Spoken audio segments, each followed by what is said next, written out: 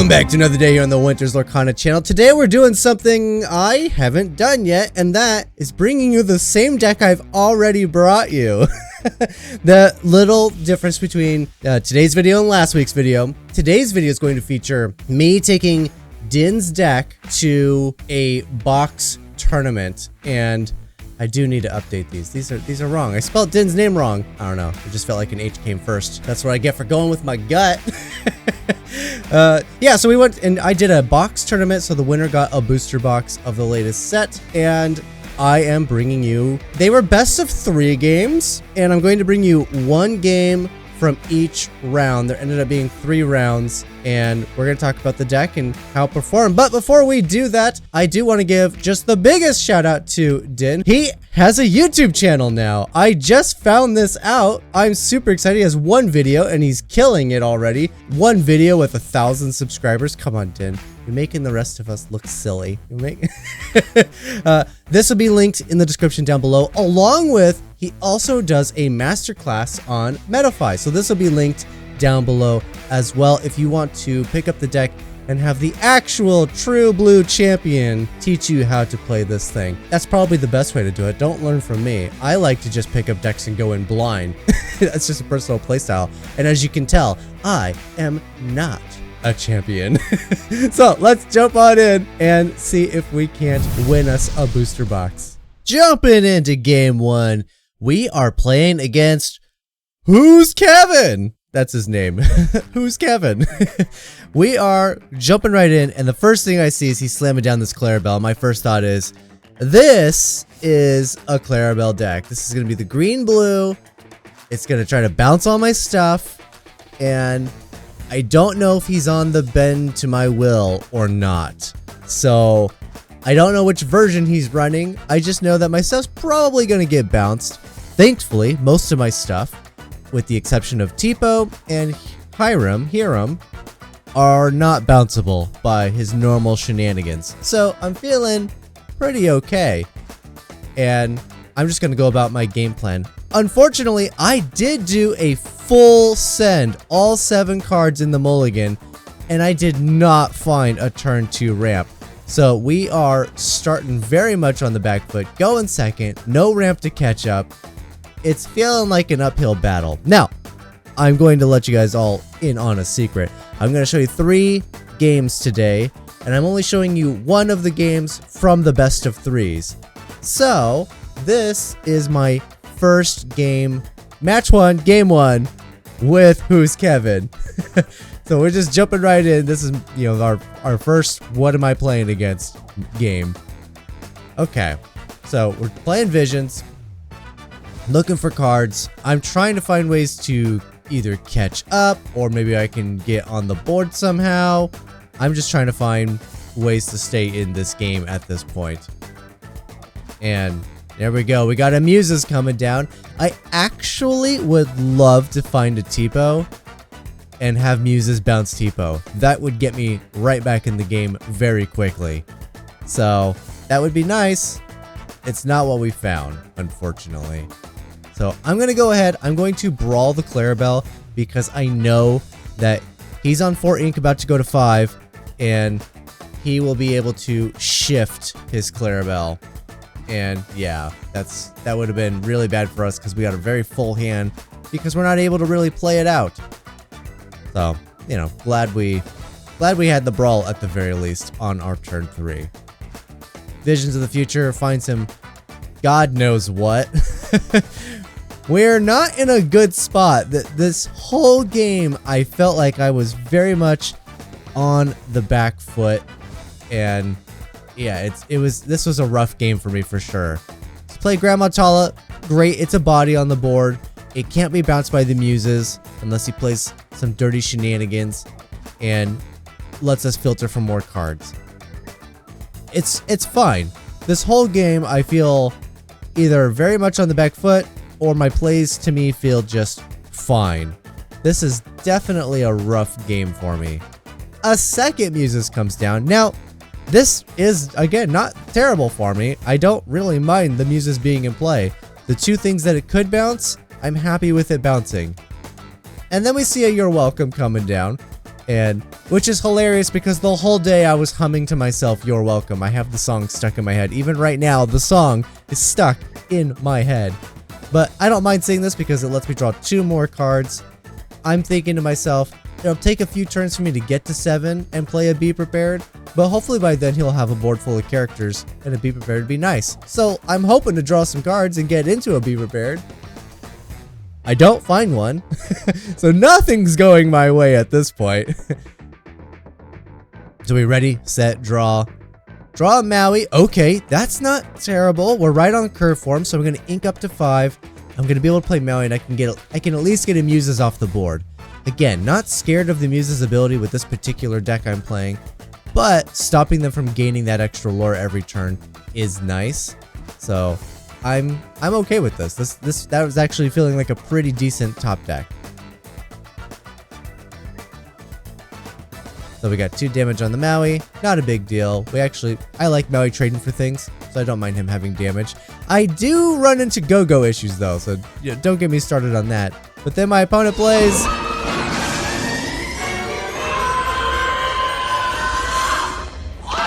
a genie on the job. Oh, I like the animations. Sometimes my animations are like actual animations. Sometimes they're clips from the movie because I just think clips from the movie are better. That's what we got there. Okay, so bounces my Maui. I finally find a sail, which is going to let me ramp up. But more importantly, it's going to let me draw a card. Like I said, I'm looking to play some of the answers. I think I do have a Be Prepared in my hand, so I'm actually feeling pretty good right now. I'm going to be able to wipe his board next turn. And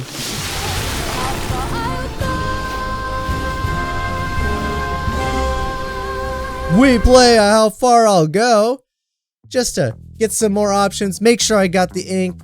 And yeah, I'm actually feeling really good at this point. I felt like we've turned a corner. It's looking good. I can take out his board. I have the Be Prepared. So I just need to make it to my next turn, no problem. I'm really hoping with all the ink that my opponent has here that he will just kind of go wide and it'll be easy for us. And instead he inks Clarabelle and plays Bend to My Will. And now I have nothing in my hand. Oh no, I'm right back on the back foot. What the heck am I going to do? It's in this moment that I'm very much thinking, okay, I 100% lost this game just now. Like, how do I get, everything I top deck I'm playing. Here comes the Pirate's Life. Like, I'm finally on the board, but I mean, he's questing for 3 every turn right now. Visions, he gets to just now go find the best card of these 5 to just further sculpt his hand. Like, did I just lose? Did I just lose to a Bend to My Will? Okay, no. I am the sort of player that likes to see things through, even if they seem unwinnable and just absolutely dire. So that's what I'm going to do. I'm going to play my heart out here. I'm going to do everything I can to get back into this game. Grandma Tala off the top is fantastic. I'm immediately met with a horrible decision. Hiram now, crack the popsicle and draw 2 cards, or Shark next turn. I'm going for Shark because what do I want to draw with Hiram? A Shark. Well, I already have the option for a Shark, so I'm going to take the Shark. Shark is how I win the game, by the way. If I can get a sticky Shark and he just stays on the board, then my opponent stops questing. So Shark is like very, very good in this situation. So here we go. Really? Because you're looking at me like I have a shark head. Shark is down. So with Shark down and a Pirate's Life in my discard, Be Prepared in my discard, my opponent can't quest because Shark is able to then challenge. He can, however, play a You're Welcome on a Maui. What? You can't You're Welcome a Maui. There needs to be a line of text on You're Welcome that says this card can't be played against Maui characters. That doesn't make any sense. No sense at all. Okay, well, Maui's gone. I get to draw 2 more cards at least. All of a sudden, thanks to the You're Welcomes and the Grandma Talas and such, like, you know, I did go to no cards in hand, and now I have a fairly decent grip. So the deck recovering well. partially thanks to my opponent, who's Kevin, who is at 14, by the way, to my 2. Did I say it felt dire? Did I say that it feels like we're probably not going to win this? I'm looking at it and I'm like, okay, he's at 14. He can currently quest to 6. I have to defeat a character this turn or I just straight up lose next turn. So I have to defeat a character. And I'm turning my wheels. I want to find a Be Prepared, but it's not going to happen. So fortunately, I have Maui, hero to all. He has rush, so he can challenge straight away. And I'm just thinking about what's the best line of play here. And I think it is just Maui. I'm going to take out the muses here. Now, at best, based on the cards in play, he can get to 19. I don't know if he has a way to sneak out any extra lore. I can't think of any in those colors that do that. But you never know. I gotta do my best. Get a Sail. I'm mostly playing Sail not for the ink, but for the card draw. Again, the only way I'm dealing with these genies is if I find a Be Prepared. So I'm playing towards my outs, hoping to find the Be Prepared. Who's Kevin chooses to only quest for 4, going to 18, not 19. Left the typo there. Makes sense, I guess. I mean, I can't challenge the genies with my Maui in play. So this turn's very important. It's I find Be Prepared or I bust. I find Be Prepared or I lose the game. Now, you'll notice I didn't play the animation there. I've decided that moving forward, animations will be once per game. Not once per video, but once per game. So, I know, our last video was a little obnoxious with the animations. Sail, again, primarily just to find the Be Prepared, but also the additional ink is important here. I'm doing the math and I realize I haven't inked yet. I haven't played a second ink from Sail, and I just found the Be Prepared off of a Visions. I have 2 ink I can play, so I'm going to go from 5 to 7. I did it! I found the Be Prepared! I'm still in this game. It's not looking great. It's still 2 to 18, but I'm still in the game. Ink Hiram, ink, let it go, play. Be prepared. Be prepared. And just like that, I did not lose instantly on this next turn. Still 2 to 18. Like, very much an uphill battle. Right here, though, it moves super quick. Who's Kevin drew his card, realized he couldn't play it, and passed. So his turn was super brief. He drew a card and passed. I play Shark, pass the turn. Now we see an Ursula. And this right here, I think, was probably a mistake from Who's Kevin. He's going to play a You're Welcome on his own Ursula so he can draw the 2 cards. I think if he played it on my Shark, I probably 100% lose the game. His Ursula could then quest to 19, and then I'd need another way to deal with it. I think I might have a Maui here to all in my hand potentially still, but yeah, I think that might have been a mistake because that left the door open for me to now gain 3 and make him lose 2. Gain another 3 and make him lose another 2. Like, double Pirate's Lives. That is all 4. I am checking my discard pile right now. That is all 4 of my Pirate's Lives gone. So I won't be able to do that again anytime soon, but yeah, I don't know. I think if he would have You're Welcome my Shark for the second time, like, I mean, at the very least, I'd only be at 7 and not 9, right? I don't know. It's tough to say. Okay, so we got another Ursula coming down. So, you know that was fun for him to play You're Welcome on his Ursula to then find another Ursula. All of a sudden, his luck has shifted. You can barely see it, but if you pay attention to his hand, you'll see he's got Seldom All You Seem in his hand. That card reduces the strength of a character, and that's kind of it. However, it's a song that can be sung by muses, reduces the strength by 3, and then muses gets to bounce pretty much anything. It's wild. Doesn't bounce my Shark, but pretty crazy. Who's Kevin was also just saying that Tipo there, he's thinking I was going to top deck a really good card, and I found Tipo. My deck only has top decks, but no, it found a Tipo. Right into a sale. Cool, cool, cool. I'm loving these cards right now. How far I'll go. All of a sudden, the tables have turned. And Who's Kevin is the one who is searching for cards.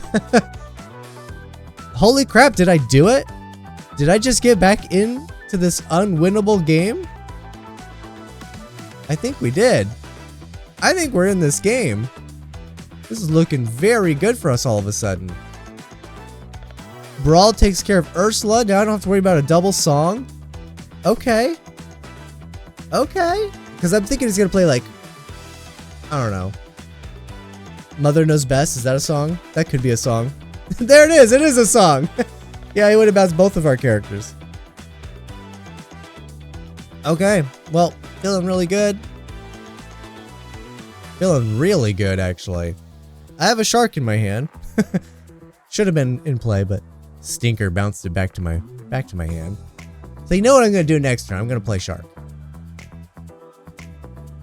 All right, nothing else from the opponent. All right, let's start with a popsicle. Draw a card, and then is it time? It is time. Time for a shark. Quest for one with Tipo, tying the game. We went from 2 to 18 to now tied at 14-14. The power of the Shark Pirate Life deck. Sometimes it's wild. And now all the top decks have turned from Who's Kevin. He's not going to be able to find what he needs this game, I don't think. Yeah, all of a sudden I went from I 1000% lose this game to I think I might win. In fact, I have a second shark now. I think I definitely win this game. What the heck? Okay, so I can quest for 2 more, go to 18. And then, oh, I found a develop. All I do is play develop after questing, and I just win. So first we quest for 2, go to 18, play develop your brain, go to 20, and the game is mine. Just for reference, I do win this match. 2-0. All right, real quick. The game is cool, but I need to tell you guys about Patreon. It is linked down below. It helps support the channel. If you want to keep this channel up and running and going, that's the place to be. And if you want to be a $25 member, you're going to get into my monthly raffles. This month, February, I'm giving away 3 booster boxes of the Japanese The First Chapter. Again, $25 members are going to get this. Next month, I'm going to be giving away a box of the second set, Rise of the Floodborn, and an enchanted Ursula. So keep an eye out for that. And then for the month after that, I have a second box of Rise of the Floodborn that we're going to be giving away, plus a different enchanted card. So, you know, we're going to be giving away booster boxes of old sets, enchanted cards, and the first chapter Japanese, all starting this month at the $25 tier. It is linked down below. And in case you're, on the fence about it, just know that even supporting $1 per month is worth more than if you watched 100% of my videos every time a video dropped in that same month. That dollar is worth more, which always blows my mind. It's the craziest statistic, but it's down there. Let's jump into game 2. Jumping right into game 2 with Southpaw. So this tournament, there was only 8 of us for the build a box or win a box, build a box for the win a box. 8 of us, which meant 3 rounds. We were playing best of 3 the entire time. And I just think it's hilarious that, half of us, including myself, is like a regular core group that comes to this shop every Sunday to play. The other 4 are, they show up occasionally, but they're not like dedicated every week people. My 3 opponents were all my like, hey, we show up every week to play. So I was playing like the most practiced of the bunch all day. But I mean, here we go. Diablo coming down, followed by Tipo. For us, this is our ideal opener. We had a turn 1 play, followed by a Tipo, and then what's to follow is going to be super helpful. Southpaw quests, gets on the board first with their Diablo, but that opens us up for one of my favorite lines, and that is to play a super goof and take out the Diablo and just gain a bunch of lore super early. So that's exactly what I'm going to do. Yes, Southpaw gets to draw a card, but you have to eventually let them draw the card. Just get it over with. Just get it over with. There we go. Between Super Goof's ability and Tipo questing, I'm now at 3, taking the lead out of nowhere. This, for me, has felt like one of my favorite openings. Now, Southpaw is inking a fox, and I'm thinking, if they're inking a fox, they have another fox, because fox defeats Super Goof. There we go, yep. As soon as he undid the ink there, I knew. Quest with Chernobog does not banish it, and then plays as the second fox. There it is. Okay. Alright, well, ready, set, draw. This looks pretty straightforward. I think Tipo's always trading with Fox here. I don't want him to bounce his Fox and then just have a full-powered Fox ready to go in his hand. So I'm going to definitely do the trade here to prevent him having a fresh Fox ready to go. But Grandma Tala coming down, doing a little card filtering. The trickiest thing with this deck, and I've seen other people make the same mistake with it, is Grandma Tala, Develop Your Brain, and How Far I'll Go. All three let you look at the top 2 cards of your deck. Only one of them does something different, and that's the How Far I'll Go. I can't tell you how many times I've seen... The name is Merlin, and I happen to be the world's most powerful wizard. Oh yeah, the new rabbit animation. I forgot about that. Isn't that cute? Love that. Anyway, I can't tell you how many times I've seen the How Far I'll Go card go under the deck when it's actually ink, because the other 2 cards exist and it all feels kind of samey. Speaking of which...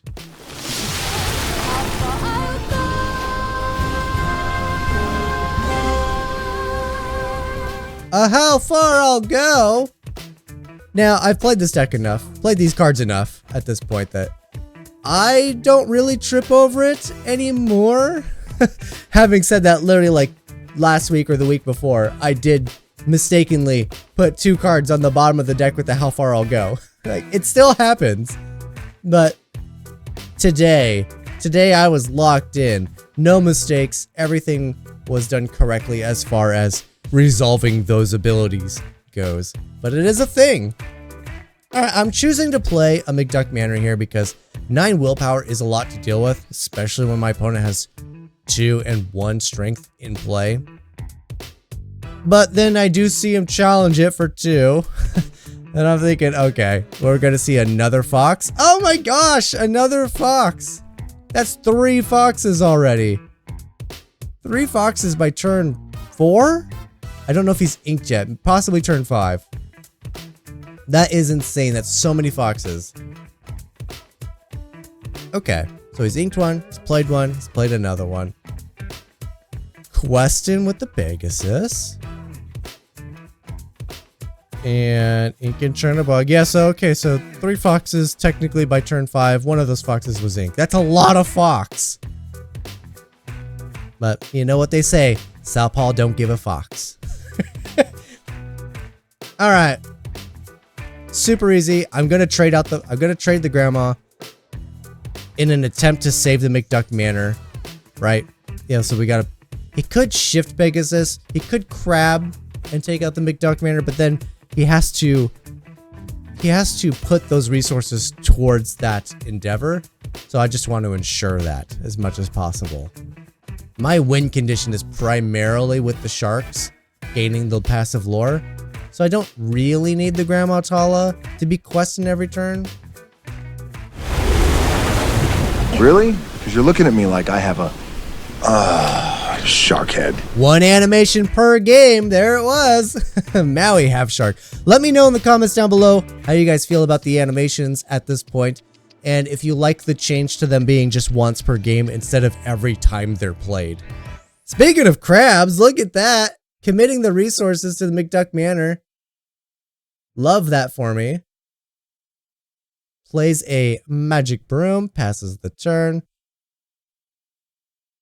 Okay, I have a shark. I'm feeling extra confident at this point. We're going to take out the Pegasus. We're going to go recover the visions because I don't have really great actions in my hand. So let's go find one. All right. I don't really have a battle plan for what I'm looking to grab here. The Be Prepared looks nice. Oh, I see a second shark. Do I go with the second shark? I think always yes. Not always, but 95% of the time you take the shark.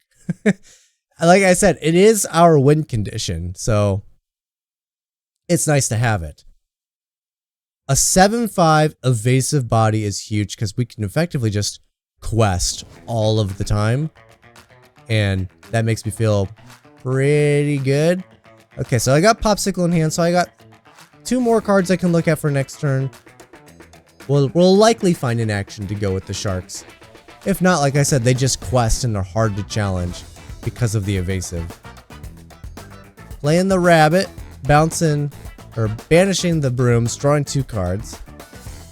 This whole time I'm playing this game, I can see the backside of his hand, and he just has the fullest grip of cards. So the whole time I'm thinking to myself, what the heck is he holding on to? What does he have? Should I be worried? Because he just has so many cards in his hand. But I mean, looking at the colors he's playing, I can't think of much to be worried about. But you never know.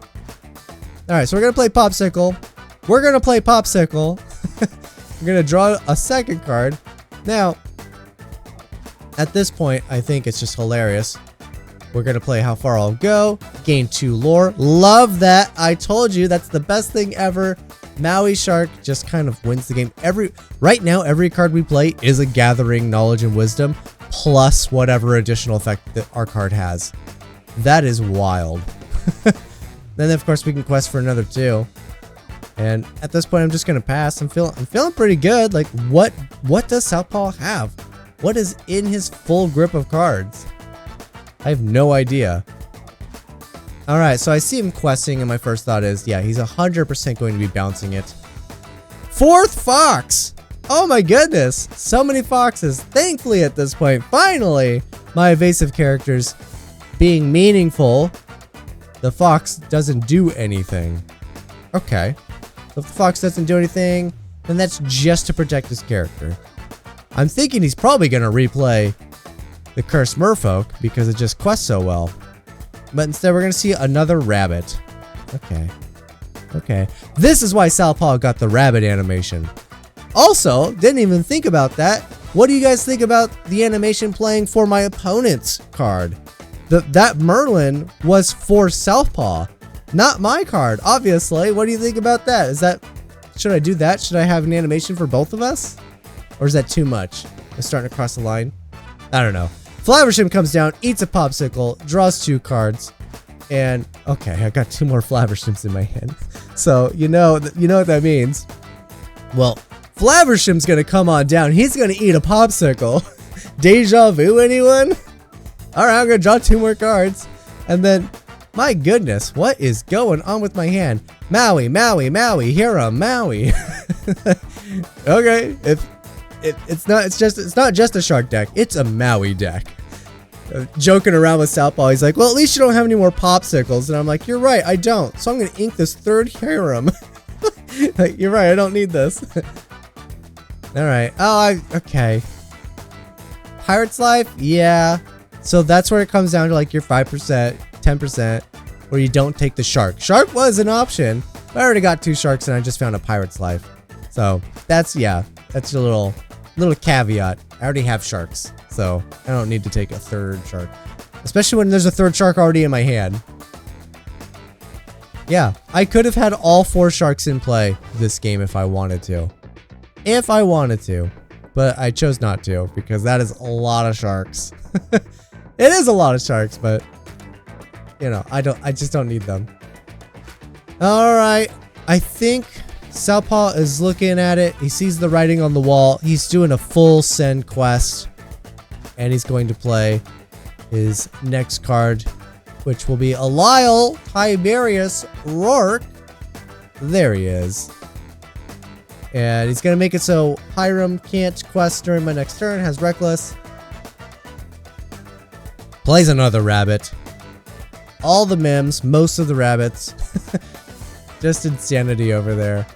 But that's going to do it. So for this game, I do win the first game, I win the second game, and that's it. I win 2-0 in this best of 3. So my first 2 games, I went 2-0, and I'm going to go into round 3 undefeated. Just strictly undefeated. Just super exciting.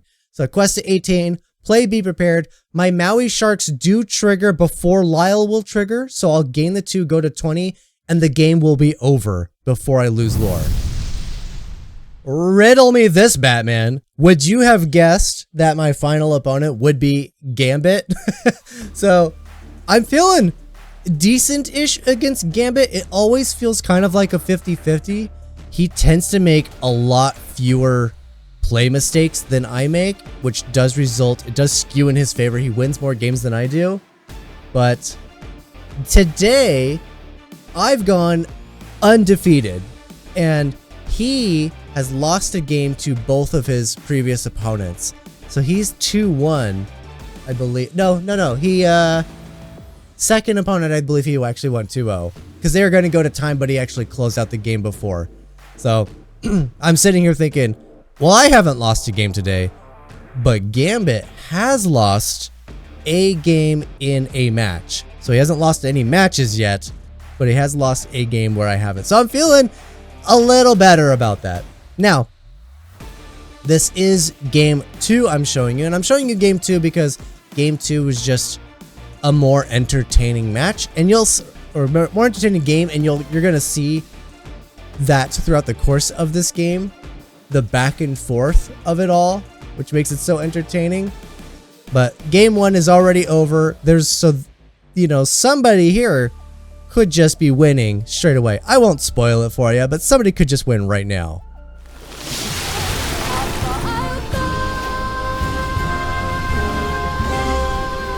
So how far will I go to leave you guys in the dark?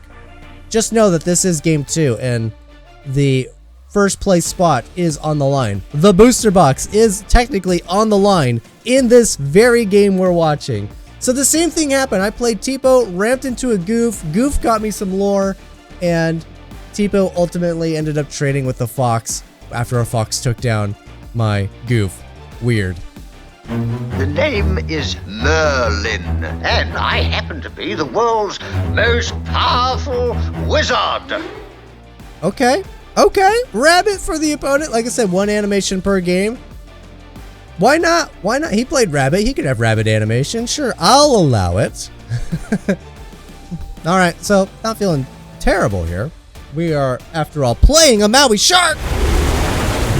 Really? Because you're looking at me like I have a shark head. Okay. Develop your brain. I get a gain of lore. Okay, so something that is going to stick with me in this game. I will say, for game 1, my opponent, Gambit, would set up a genie and then following turn crab and take out my shark. So you're going to see that I don't do a lot of questings with my shark in this game because, yeah, Gambit was very tricky with that. And Now.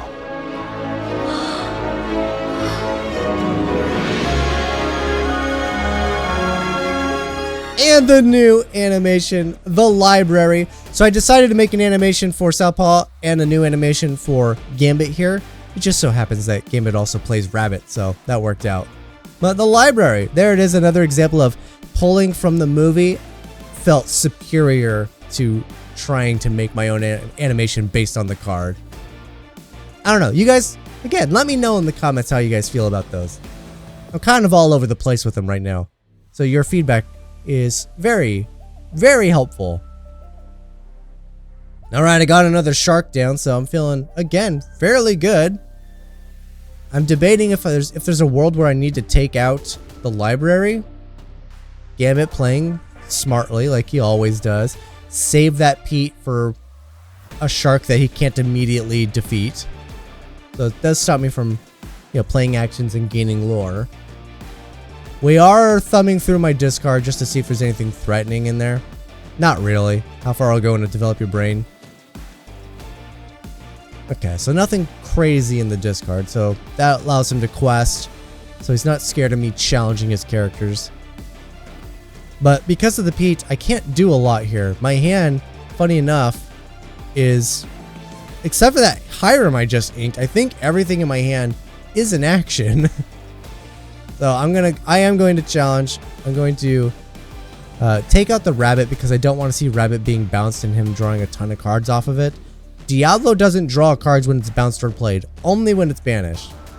So not terribly worried about that one. Okay, so you'll see I did pass the turn with all of my ink up. Every card in my hand is in action. So that Pete did a ton of work against me in this particular round. We're going to play a broom. We're going to move it to the library. You're going to see library is going to be a huge theme. That's why I gave an animation to the library, because it is, that thing sticks around the entire game. I keep trying to think of a time when it's appropriate to take it out, but with Shark only being at 7 strength, it'd take 2 rounds of challenging it, and I just don't want to dedicate 2 rounds to that. So yeah, this library pretty much sticks around the whole game. Really obnoxious. All of his characters draw cards. It's or double cards because of the library. It's obnoxious is what it is. Okay, second Shark. That feels pretty good. Where was that last turn when I had all that ink? Right? Alright, here comes the develop. Now I gain 2. So I'm starting to catch back up. 5 to 8. Okay, choice. Goof, which I can't play. How far I'll go, which I could sing.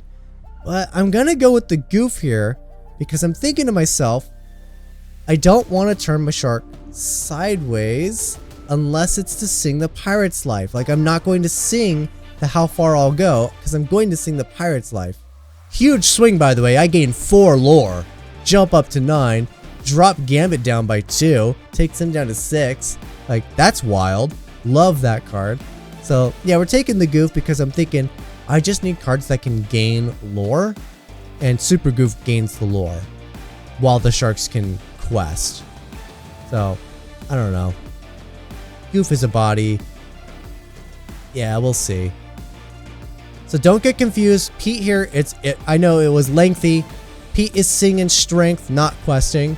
It does look like a quest, but that's why his pip did not move on the left-hand side, because it was not a quest, it was a sing.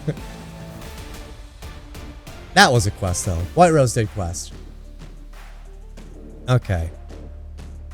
So now we're looking at how many cards are in the library. What do I need to worry about? Should I take out the library? Because I do got the Super Goof, I could take out the library. We're going to start with a develop. I find a Pirate's Life. There is a moment here where I am considering, do I take the Brawl? Because like, remember in game 1, I did run into a genie getting powered up by a crab, and he has genie in play right now. So I'm going to take the Pirate's Life and I'm going to hard cast it instead. You're going to see I pretty much stopped questing with my Shark. I stopped turning him sideways at all now that genie is in play. So it's funny that like I play Shark and my opponent stops questing. He plays genie and I stop questing. Like, that's pretty wild. Alright, here comes a rabbit. Gets to draw him another card. And then, you know, we're gonna ink, and it seems fun. It seems fun, so he's gonna quest for another 2, and then he's gonna throw a party in the library, and everyone's invited. he's going to do exert all 3 ink, put all 3 of his characters in the library. It's literally a party in the library. It's like the worst place to throw a party, but that's where his party's being held right now. Look at that. Look how obnoxious that pile of cards is. Absolutely ridiculous. I wish there was an easier way to denote which cards were in which locations, because right now, like, that does look like the most optimal way, while simultaneously looking like the worst way ever to show that your cards are in the library. Alright, well, I found another Pirate's Life off of this Visions here, so not only did I gain the lore from the Visions, but I got the Pirate's Life, and I got enough ink that I can just hard cast it. So I think that's exactly what we're going to do. Like I said, He tempered me in game 1. I now do not want to turn my shark sideways with a genie in play. So we're hard casting it. Going to 17, dropping him down to 7. And I got a super goof in my hand. So if he turns anything sideways, then I just quest with shark and challenge with goof and I win? Am I gonna get this? Like I said, like with Gambit, it's not quite a 50-50. It's more like a 55-45. He wins a majority of the time. But here it is. Looking pretty good for me, actually. Alright, and I think it's time to let you know, finally, with all this back and forth, that game 1, Gambit was on the draw, and he beat me. So I'm down a game right here. I have to win this game to stay in. He's the one that's playing for the box right now. There he goes. He quests with so much, everything he can, which means I do win this game. I'm going to quest with shark. I'm going to challenge with goof. That takes me to 20. The game is over. We're going to go to round 3. You won't see it today. He did beat me, but I got something else. Did you make it to the end of the video? You know, you're probably one of like 6 people that did, but for everybody who leaves a comment on this video, February, when I do the raffle for the Lorcana first chapter boxes, I will do a special raffle just for you guys, just for the people commenting on this video, for this enchanted card, Captain Amelia. I know the glare is always awful, but this is what I got out of my second place runner-up booster packs. That's right, I may have gotten second, but I also am the only one who pulled an enchanted, so, you know, who's really the winner here? It's not Gambit, not the guy who actually came first. It's the guy who pulled the enchanted. We all know how that works. But anyway, yeah, I'm going to give this to one of you guys in the comments down below. Leave a comment, and when I do the first chapter drawing, I'm going to give one of you guys this card. So, you know, just a little incentive, little reward for all of those of you who actually stuck around to the end of the video and listened. It means the world to me, and I'm thrilled to be able to get to reward you guys, the people who actually stick around. Thank you.